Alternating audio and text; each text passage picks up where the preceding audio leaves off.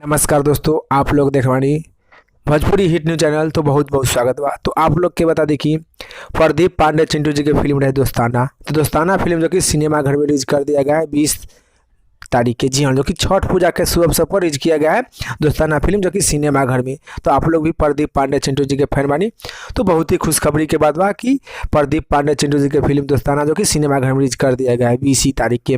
तो आप लोग का जो कि सिनेमा घर के लिस्ट आप लोग स्क्रीन पर देख सकते बानी। करीब करीब बिहार और झारखंड के सिनेमा घर के लिस्ट बा।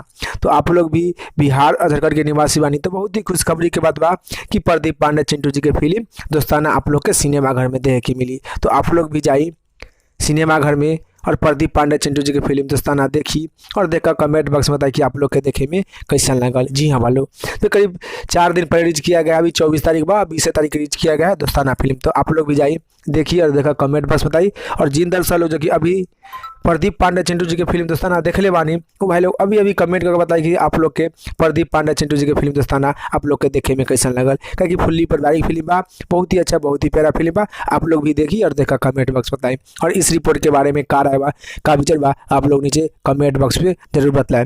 फिलहाल में इतने, फिर से मिलेंगे नेक्स्ट वीडियो में। जय हिंद, जय भोजपुरी।